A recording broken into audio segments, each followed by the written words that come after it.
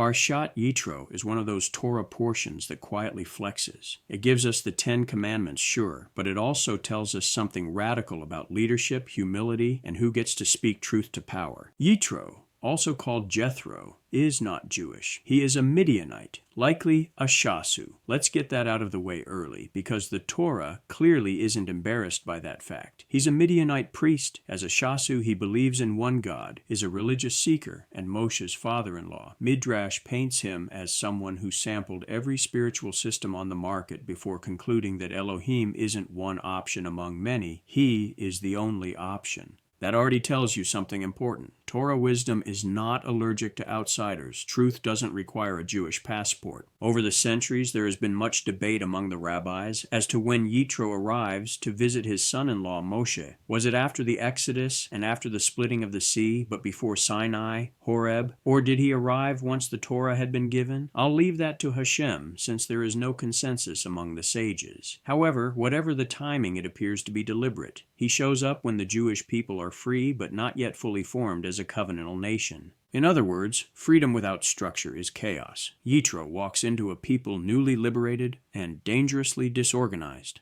It is obvious from the discourse in this parsha that Moshe trusts Yitro's counsel. Moshe is not insecure, but he isn't quite wise enough yet to know his limits. Yitro sees Moshe judging the people from morning to night and says, in effect, "This is unsustainable. You're going to burn out. They too are going to burn out. Everyone loses." And Moshe listens. Why? Because Moshe understands something most leaders don't. Authority doesn't mean omniscience. Moshe is the humblest of men, precisely because he knows when someone else sees the picture more clearly. Also worth noting, Yitro isn't offering theology, he's offering systems. Torah is never threatened by practical advice. A real sign of the heart and soul of Yitro is how he rejoices when he hears what Hashem did for Israel. The Torah uses an unusual word, vayikad Yitro, which the rabbis debate. Did he rejoice or did his flesh shudder? The answer is probably both.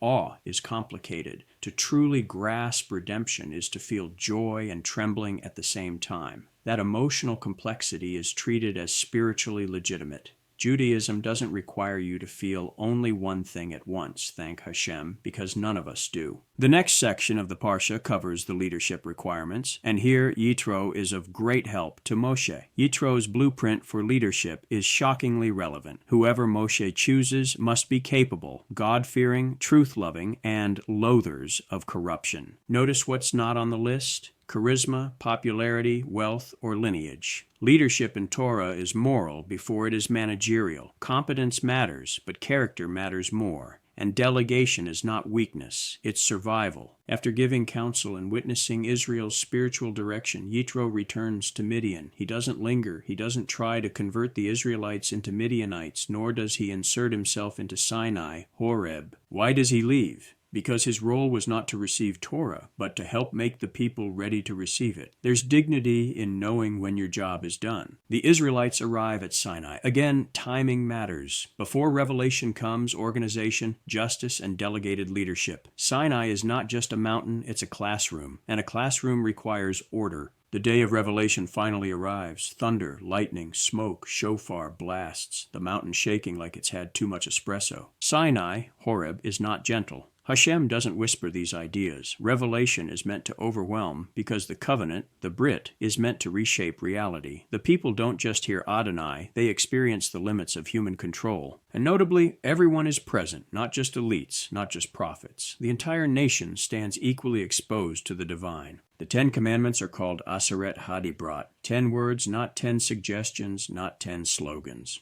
They bridge two realms. The first half covers our relationship with Hashem. The second half, our relationship with other humans. Judaism insists these are inseparable. You can't be spiritually devout and ethically rotten. Hashem isn't impressed. And the commandments are given in the singular. You shall not murder. You shall not steal, because covenant is personal. No hiding in the crowd. Parshat Yitro teaches us that wisdom can come from outside. Great leaders listen. Freedom needs structure. Ethics precede revelation. Encountering Hashem, the creator of all that is, should shake you, and responsibility is individual, not abstract. Parshat Yitro isn't just the story of how Torah came down from heaven. It's the story of how a people had to grow up enough to receive it. And that, my dear friends, is a lesson that never expires. Please like, subscribe, and share with others. Leave your comments below or email me to shmu@startmail.com. Until next time, this is Shmuel ben Shlomi wishing all of you a Shabbat Shalom.